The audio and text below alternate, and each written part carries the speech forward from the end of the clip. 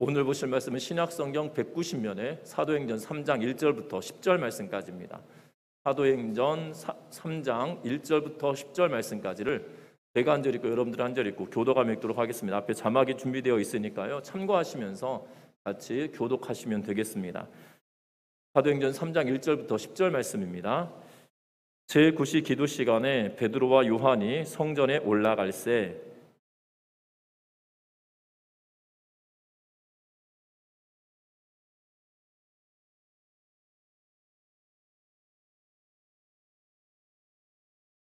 그가 베드로와 요한이 성전에 들어가려 함을 보고 구걸하거늘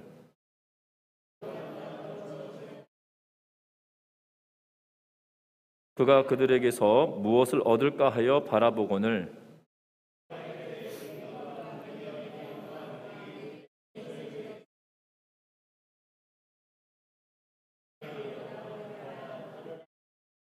오른손을 잡아 일으키니 발과 발목이 큰 힘을 얻고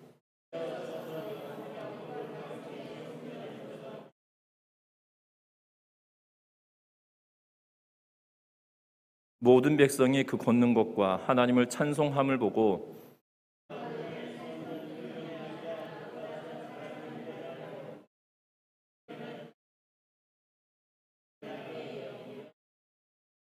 아멘.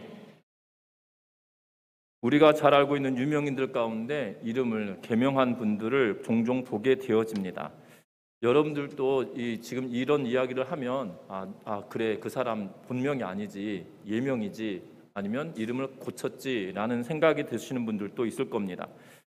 박근혜 전 대통령 탄핵의 원인이었던 한 여인도 이 본명이 아니라 이 이름을 개명하였던 것들 보게 되고, 설에 의하면 이 2번에 걸쳐서 이름이 개명되었다라는 그러한 평가를 내려놓기도 합니다. 지난해 한 정당의 대통령 후보 경선이 한창이던 지난해 연말에 10월 11월 이쯤이었을 것 같습니다. 토론을 하는 가운데 한 후보의 부인이 개명한 건에 대하여 개명한 건에 대하여 문제를 제기했습니다. 그 문제 제기한 이유가 무속이 관련된 거 아니냐라는 뜻이었어요.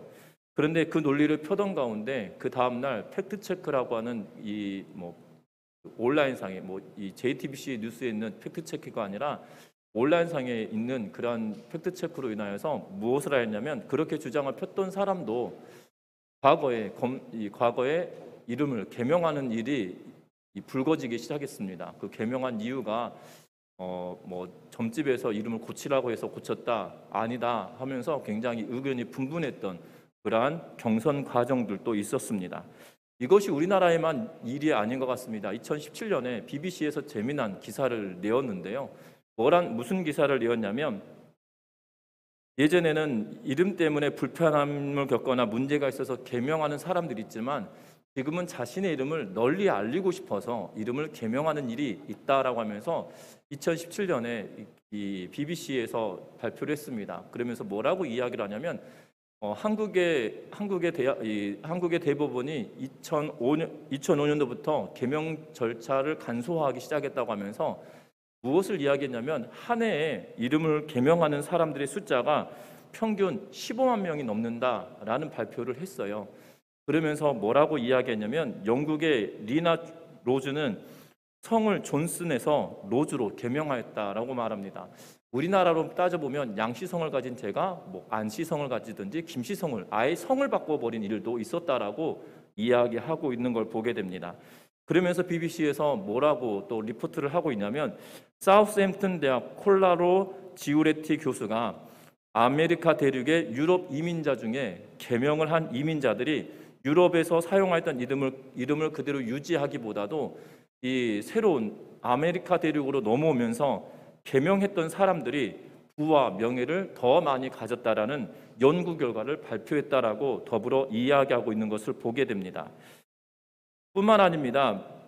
네덜란드 기업인 IMA의 에밀리 테보 전략 사업 책임자는 뭐라고 또 이야기하냐면, 글로벌화된 기업 환경에서도 개명이 영향을 미쳤다라고 그가 공식적으로 발표했다라고 BBC에서는 이야기하고 있는 걸 보게 됩니다. 요즘에는 발음하기 힘들거나 기억하기 어려운 이름을 쉽게 바꾸는 사람들이 많다라고 이야기합니다.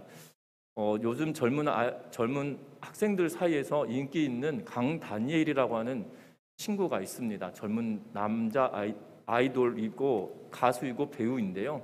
본래 이름이 강의건이라는 이름을 가졌다고 합니다. 그런데 이렇게 부산 출신인데요.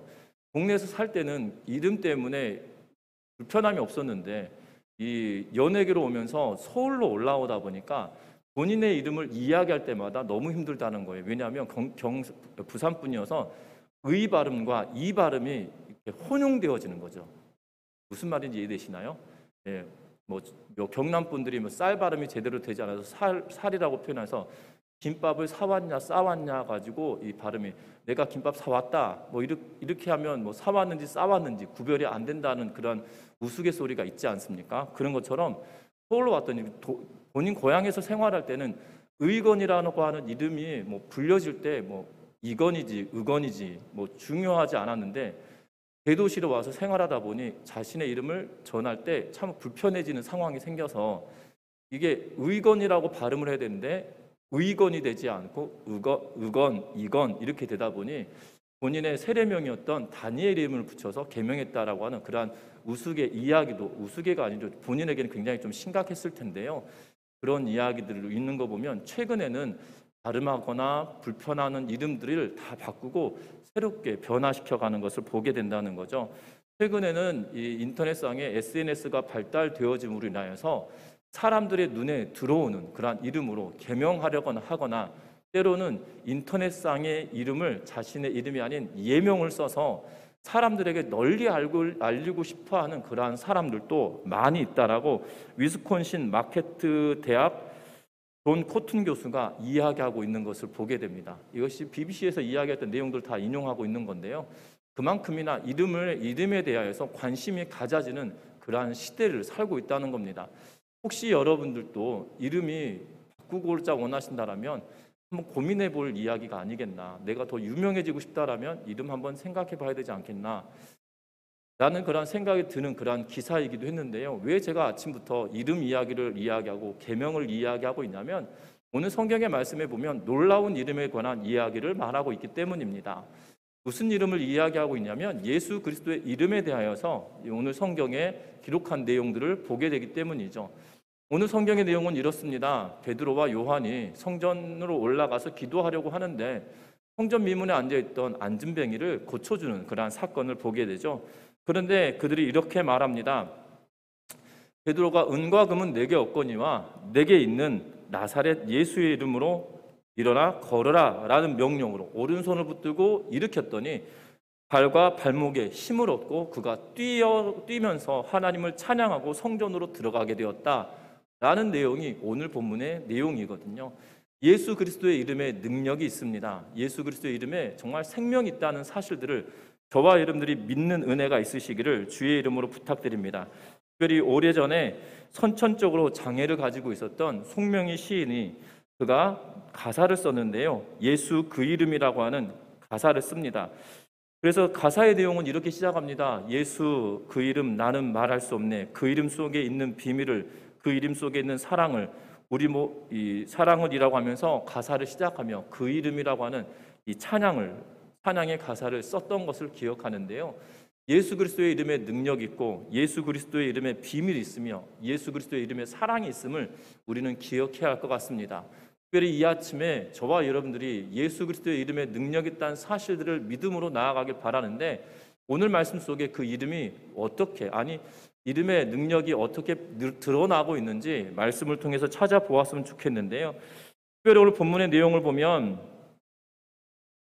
1절의 말씀에 보면 이렇게 기록합니다. 1절 말씀 같이 한번 읽어봅니다. 제9시 기도 시간에 베드로와 요한이 성전에 올라갈새.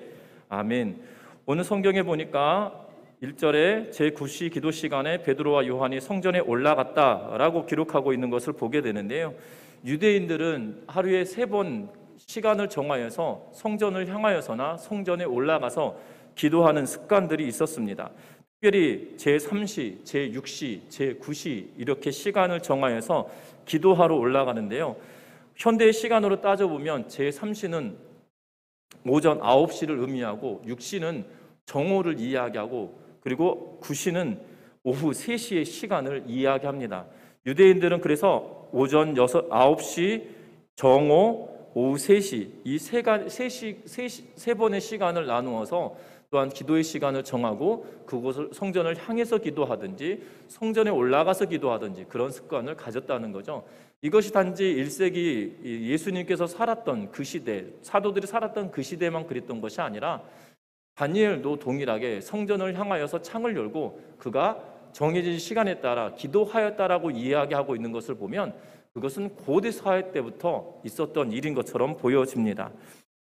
오늘 성경에 보면 제9시 기도 시간에 베드로와 요한이 성전에 올라갔다라고 기록하고 그러면서 2절에 뭐라고 기록하고 있냐면 나면서 못 걷게 된 이를 사람들이 메고 오니 이는 성전에 들어가는 사람들에게 구걸하기 위하여 날마다 미문이라는 성전 문에 두는 자라라고 말하고 있는 것을 보게 됩니다. 우리는 오늘 성경에 보면 이 미문이라고 하는 것에 우리는 주목해야 할 것 같습니다. 베드로와 요한이 기도하기 위하여서 올라갑니다. 그런데 어느 문을 통해서 가고 있냐면 미문이라고 하는 문을 통하여서 성전에 들어가려고 했다라는 것입니다. 이 성전을 지은 사람은 헤롯입니다. 그래서 이 성전을 두고 헤롯 성전이다라고 이야기하기도 합니다. 특별히 이스라엘에는 두 번에 걸쳐서 성전을 짓는데요. 하나는 솔로몬이 성전을 짓습니다. 그리고 또 하나는 이 바벨론 포로기 이후에 이 스룹바벨과 이스라엘 백성들이 성전을 짓습니다. 그것을 두고 스룹바벨 성전이다라고 말을 합니다. 그리고 나서 이 헤롯이 성전을 짓는데요. 그래서 이 성전을 두고 헤롯 성전이다라고 이야기합니다. 중요한 것은 헤롯이 유대인이 아니었습니다. 헤롯이 유대인이 아니었습니다. 유대인들에게 있어서만큼은 왕의 정통성은 누구로 따지냐면 유다 지파이냐 아니냐 거기에 있을 텐데요. 유다 지파가 아니었다는 사실이죠. 그리고 유다 지파가 아니라 오히려 그는 에돔 족속, 다시 말하면 에서의 후손 가운데 한 사람이었다는 사실입니다. 그래서 이 헤롯은 컴플렉스가 있는 거예요. 무슨 컴플렉스냐면 유대 출신도 아니고 유대인도 아닌데 지금 유대를 다스리는 분봉왕이 되었다는 겁니다. 그래서 로마의 허락을 받아서 이 유대 사람들의 환심을 사기 위하여서 성전을 짓습니다. 그 규모가 얼마나 크냐면 예루살렘 성 안에 4분의 1을 차지하고 있어요. 쉽게 말하면 전주 지역에 전주 땅의 4분의 1을 들여서 성전을 짓고 있다 생각하면 어마어마한 공사 아니겠습니까? 예수님께서 이 성전을 3일 만에 짓겠다라고 이야기할 때 사람들이 놀래죠. 저런 거짓말쟁이라고 하면서 이 성전을 얼마 동안 지었는데 뭐 무너뜨리면 3일 만에 짓는다고 되지도 않는 소리다 라고 하는 이야기를 했던 이유는 어마어마한 규모로 성전을 짓고 있었기 때문이고요. 혹자들, 역사학자들에 따르면 예수님이 살았던 그 시대에도 여전히 공사 중이었다라고 이야기하고 있는 것을 보게 됩니다. 분명한 것은 정치적인 계산에 의하여서 성전이 지어졌고 그리고 정치적인 계산에 의해 성전이 지어졌는데 종교적인 허영심을 일깨우는 종교적인 허영심을 자극하는 문이 이 미문이었던 거예요. 지금 성전의 규모로 보면 엄청나게 큰 성전인 거죠. 그런데 그곳에 들어가는 문 가운데 하나가 바로 이 미문인데 이 미문을 헤롯이 엄청나게 공을 들여서 세운 걸로 여겨집니다. 왜냐하면 이 성전문을 미문인 이 성전문을 굉장히 아름답고 화려하게 지었다고 하고 심지어 이 문에 금칠을 하여서 금을 덧입혀서 골든 게이트, 다시 말하면 금문이다라는 표현을 쓰고 있는 것을 보게 되어져요. 그래서 허영심에 가득하였던 유대인들이 성전에 예배하러 올 때마다 이 문을 통과했다는 거죠. 왜 허영심이라는 표현을 쓰냐면 여러분들 바리새인들의 기도를 기억하십니까? 두 손을 들고 하나님께 기도할 때 하나는 내가 11조를 하였고 일주일에 2번은 이상은 금식하며 그들의 공로를 하나님께 말하면서 내가 이러이러한 사람인데 하나님 이러이러합니다 라고 고백하는 기도를 복음서를 통해서 보면 적지 않게 듣게 되어지는 것을 보게 된다는 거죠. 여러분도 기억할 것은 성전으로 들어오면서 이 위세상당하게 유대인들은 거룩한 척하며 이 성전을 금문을 통해서 들어오게 된다는 거예요. 그러면서 이 금문의 역사학자들에 따르면 금문은 안진뱅이만 있었던 것이 아니라 수많은 거린들이 그 문 주위로 형성되었을 것이다 라고 이야기해요. 그래서 그곳으로 통하여서 들어오는 유대인들 가운데 이 허세가 있고 또한 허영심이 있었던 종교적인 허영심을 가졌던 사람들은 오면서 그 구걸하는 사람들에게 적선을 하는 것이 그들의 공로이다라고 생각하던 사람들이 꽤 많았을 걸로 여겨진다는 거예요.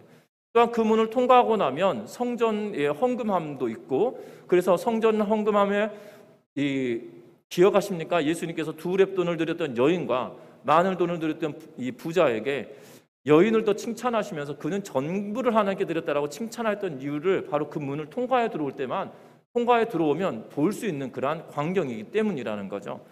분명한 것은 성전의 허영심을 가지고 오는 이들이 적지 않은 그러한 때였다는 사실입니다. 선택받은 예배자로서 황금문을 드나들 때마다 그들은 나는 이러이러한 사람이야 라고 하며 그들 스스로가 만족해하는 그러한 상황에 놓였던 그러한 상황이었다라고 이야기하고 있는 것을 보게 됩니다. 여러분들 기억할 것은 이 성전을 드나들고 있는 이 종교적 허영심을 가지고 있는 이들이 어쩌면 우리일 수도 있다는 사실에 우리는 주목해야 한다는 겁니다. 여러분들 기억하셨으면 해요. 무엇을 기억해야 되면 현대를 살아가는 그리스도인들이 하나님과 교제를 맺고 하나님의 말씀을 통하여 하나님과의 깊은 교제를 나누기보다도 나는 어느 교회 다니고 있어, 나는 어떠한 과정들을 하고 있어, 나는 어떠한 일을 하고 있어, 이것에도 초점을 두고 있는 것처럼 보여집니다. 심지어 온라인상에 또한 인터넷이나 이 매체를 통하여서 예배를 드릴 때마다 나는 어떤 목사님의 설교를 듣는 애청자 중에 하나야, 이것이 때로는 그들에게 계급이 되는 것처럼 이야기하는 분들도 계시는 것을 보게 되어져요. 여러분들 아니라는 거예요. 그 환경이나 주변의 매체를 내가 누구를 알고 있다, 이것이 중요한 것이 아니고요. 하나님의 말씀을 통하여 내가 하나님과 어떤 교제를 나누고 있냐, 이것이 중요한 것이거든요. 그런데 여기에 관심 있기보다도 나는 누구 목사님의 설교를 애청하는 사람이야, 나는 어느 교회에 출석하고 있어, 나는 어느 교회에서 하고 있는 이 프로그램에 나는 어느 과정까지 오고 왔어, 이것이 결단코 우리의 신앙에 힘이 되거나 능력이 되지 않는다는 사실이에요. 그런데 현대를 살아가는 그리스도인들은 여기에 빠져 있는 분들이 꽤 많은 것을 보게 되어집니다. 어떤 교회를 출석하면 자기가 그 정도의 신앙을 가지고 있다고 착각하는 경우가 있어요. 아니라는 거예요. 성경은 허영심 가득한 예배자의 모습이 아니라 하나님과 내가 어떤 관계 속에서 예배를 드리고 있느냐, 하나님과 내가 어떠한 관계를 맺고 있느냐, 이것이 더 중요하다는 사실입니다. 저와 여러분들, 우리 전미중학교의 성도님들은 나 전미중학교 다니는데 뭐 이런 이야기가 아니고요. 내가 하나님과 교제하는데 너무나 감사할 때가 많아. 성경을 읽었더니 이런 구절이 나에게 은혜가 되었고 이 말씀이 내 삶 가운데 이루어지고 있어 라고 고백하며 하나님과 나의 관계가 어떤지 그것을 드러내며 살아내는 우리 전미중학교 성도님들 되시기를 주의 이름으로 부탁드립니다. 어떤 때로는 이것이 광고일 수도 있겠죠. 우리 전미중학교 가면 멋있는 목사님이 있어. 그렇죠. 진짜 잘생겼거든요. 눈 위로는 잘생긴 것 같습니다.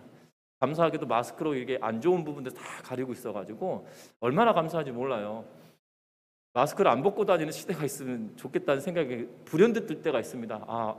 마스크 벗으면 실망할 날이 곧 돌아올 텐데 이런 때가 있는데요.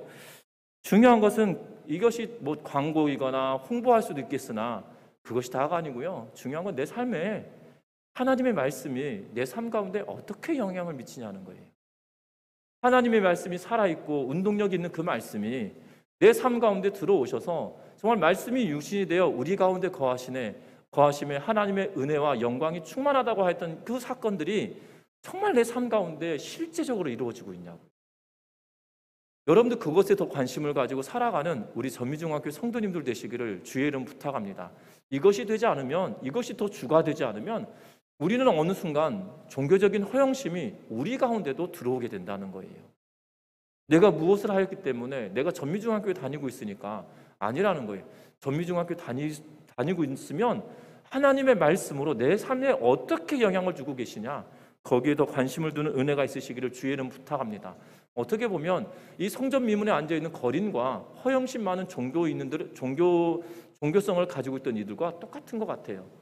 항상 배고픈 거죠. 무엇에 배고픕니까? 내가 채워야 될 것들, 내가 외적으로 채워야 될 것들에 대해서 항상 배고픈 거예요. 이 구걸한 사람 실제적인 돈이 없어서 염려가 되고 구걸하면서 살아갈 수밖에 없는 것이지만, 종교적인 허영심을 가지고 있는 이들은 그가 종교적으로 채워야 될 것들이 끊임없이 있기 때문에 외적인 것들을 추구하고 외적인 것들을 바라보면서 그것을 채우기 위해서 몸부림칠 수밖에 없는 그러한 상황에 놓여진다는 거죠. 그러나 생명의 말씀이시고 정말 우리의 심령에 마르지 않는 샘과 같은 하나님의 말씀이 우리 안에 들어와 역사한다라면, 구걸이 아니라, 또한 그것을 쫓기 위해서 갈망하는 것이 아니라 내가 원하는 대로 내 안에 하나님의 말씀이 채워지고 충만함으로 우리의 영적인 갈급함이 해결되는 그러한 놀라운 역사를 경험함으로 인하여 정말 영적으로 풍요로운 우리 전미중학교 성도님들 되시기를 주의 이름으로 부탁드립니다. 또 하나 오늘 성경의 말씀에 보면 4절 말씀 같이 한번 읽어보겠습니다. 4절 말씀입니다. 베드로가 요한과 더불어 주목하여 이르되 우리를 보라 하니. 아멘. 오늘 베드로와 요한이 성전에 들어가려 하는데 구걸하고 있는 것을 보게 됩니다. 여러분들 오늘 성경의 말씀을 보면 우리나라 말에는 이게 정확하게 항상 습관대로 갔는지 아니면 그날만 갔는지 이것을 구별하기 어려운데요. 헬라어 원문으로 보면 베드로와 요한이 항상 습관에 따라 지금 성전으로 계속 왔다 갔다 했던 것을 보게 됩니다. 뿐만 아닙니다. 오늘 이 안진뱅이도 이렇게 표현하고 있죠. 나면서 못 걷게 된 이를 사람들이 메고 오니 라는 이 표현에 그냥 그날만 메고 왔다든지 아니면 매일 그곳에 메어다 주는지 구별이 다 되지 않아요. 근데 헬라어 원문은 매일 거의 습관적으로 그곳에 기회가 된다면 언제나 와 있던 사람이라는 거예요.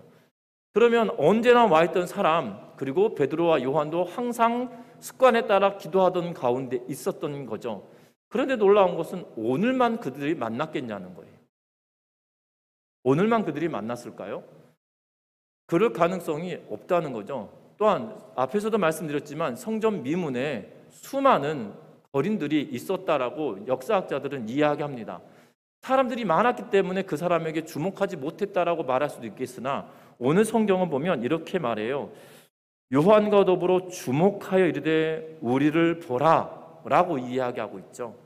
여러분들 기억하셨으면 합니다. 그 수많은 날들 가운데, 여러 날들 가운데 왜 하필 오늘 베드로와 요한이 그들을 주목하게 됐냐는 거예요. 그 사람에게 왜 주목하게 됐냐는 거죠. 그것은 다른 것이 아닌 것 같습니다. 이 주목하다라는 단어는 어떠한 의미를 가지고 있냐면 하나님의 마음과 시선으로 그를 집중하여 보았다라는 그러한 뜻이거든요. 하나님의 마음과 시선으로 그 사람을 오늘 특별히 보게 되었다라는 의미를 가지고 있다는 거예요. 여러분들 기억하셨으면 합니다. 베드로와 요한이 그를 오늘 더욱더 주목하여 하나님의 마음과 하나님의 시선으로 그를 보게 되었던 이유는 다름이 아니라 기도하러 올라가던 중 성령께서 그들의 마음을 동하시고 긍휼한 마음을 그들에게 주셨기 때문이라는 거예요. 여러분들 기억하시길 바라는데 뭘 기억해야 되냐면 성령의 충만함은 바로 이러한 것들로부터 시작된다는 거예요. 여러분들 성령이 충만해야 됩니다 라고 이야기를 하면 우리는 오해합니다. 무슨 오해를 하냐면 큰 은사나 능력을 가지고 있어서 이 산을 옮겨라 라는 명령을 내리면 그 산이 막 옮겨지고, 예를 들면 뭐 이 현관 입구에 있는 이 단풍나무를 제가 나사렛 예수의 명언이 단풍나무야 저쪽으로 옮겨가라 그러면 막 옮겨지는 그런 능력일 것으로 생각합니다. 그것이 성령 충만일 걸로 오해하시는데 그것이 아니에요.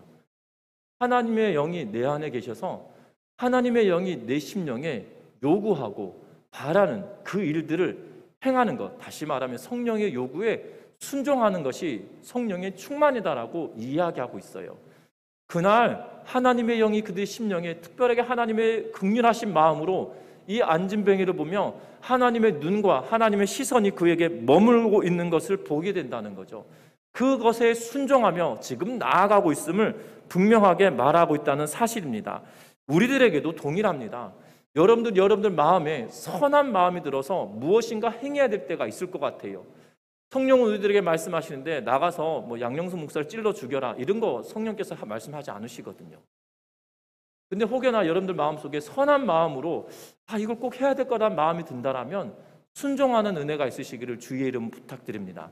때로는 그것이 하나님의 마음일 수도 있습니다. 그것이 하나님의 시선입니다. 그러하기에 선한 것을 행하라고 내 마음에 충동하고 내 마음에 감동이 있다라면 그 말씀에 아멘 하면서 순종하는 은혜가 있으시기를 주의 이름 부탁드려요. 베드로와 요한도 마찬가지였습니다. 그들의 마음에 긍휼한 마음을 주시고 그 긍휼한 마음에 순종하지 않았다라면 이렇게 말하지 않았을 겁니다.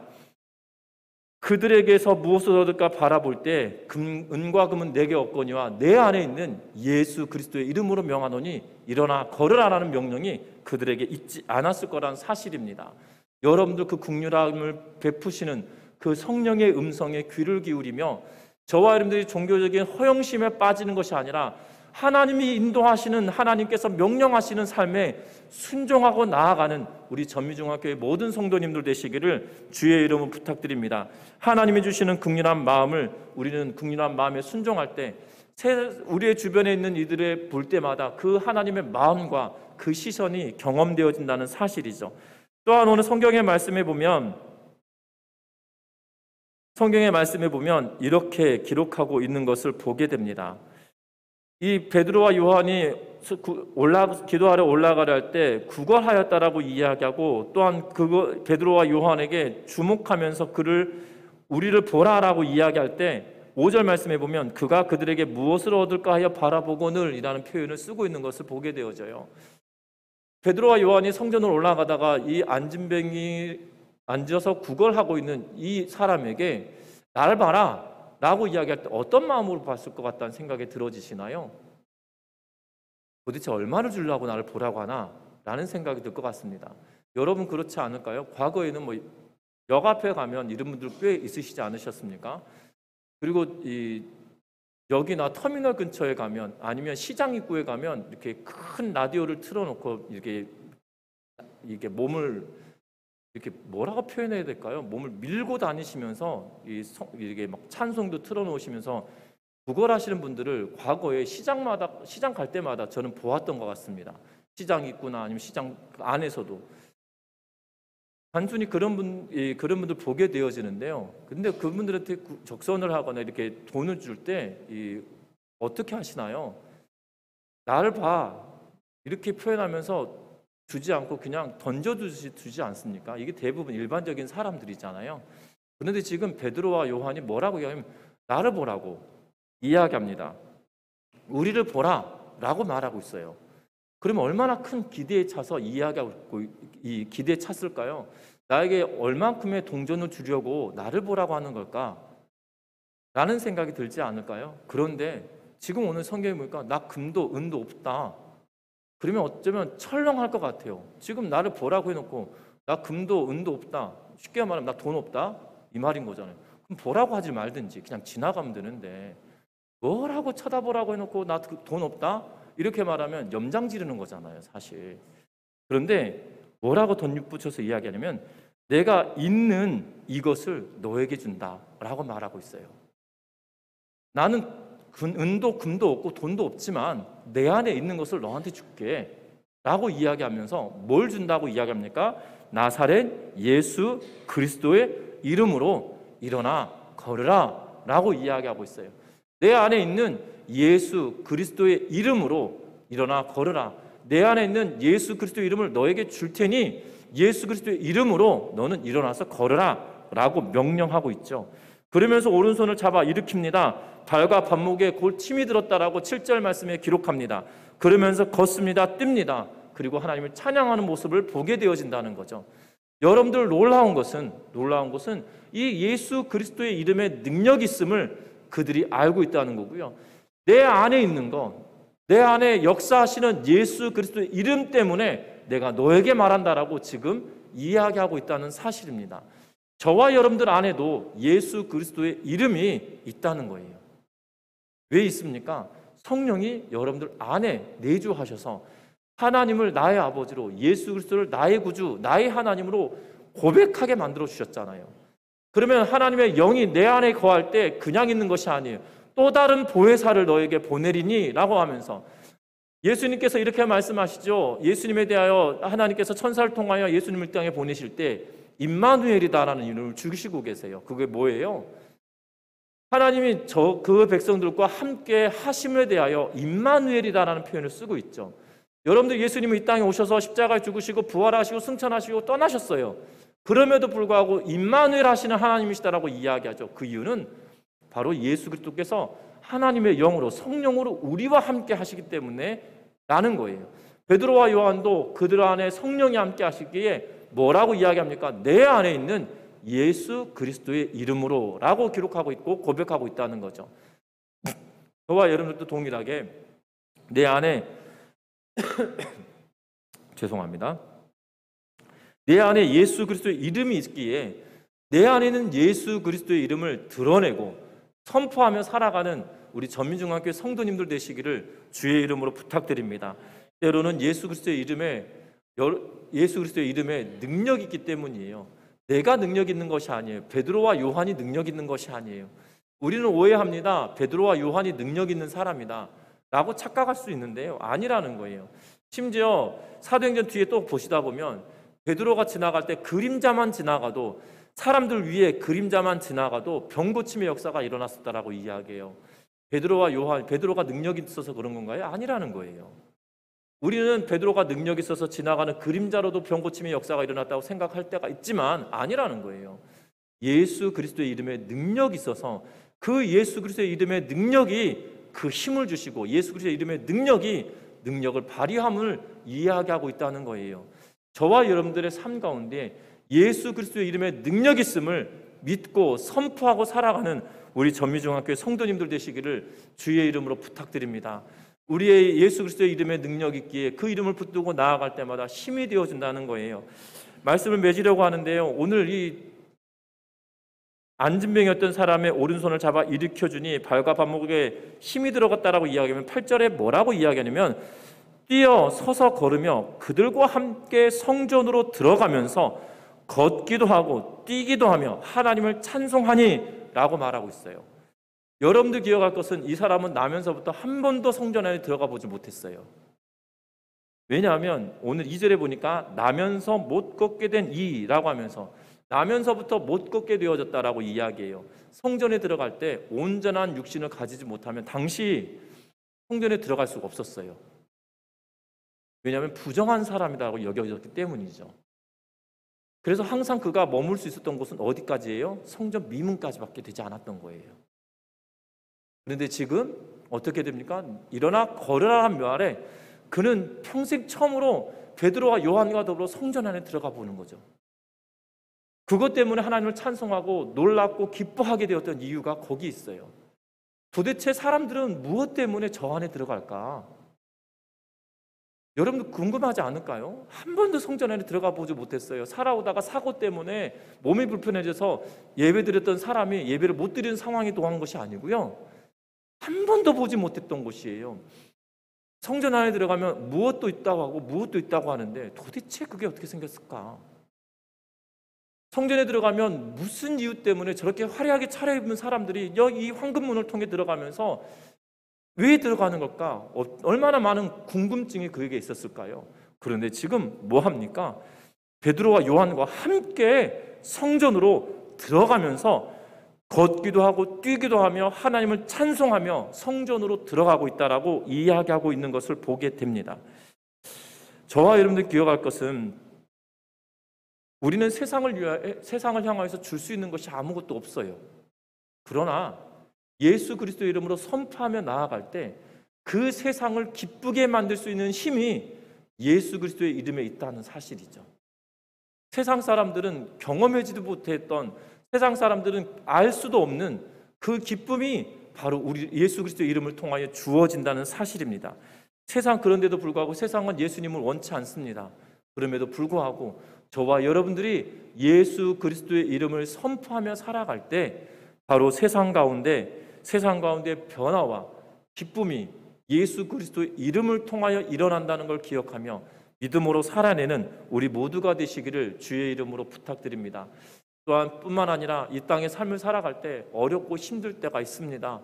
분명한 것은 예수 그리스도의 이름에 힘이 있기에 그 예수 그리스도의 이름에 힘입어서 담대하게 나아가는 우리 전미중학교 성도님들 되심으로 말미암아 예수 그리스도의 이름이, 예수 그리스도의 능력이 저와 여러분 삶 가운데 충만하여지시기를, 또한 경험되어지시기를 주의 이름으로 부탁드립니다. 우리 찬양하겠습니다.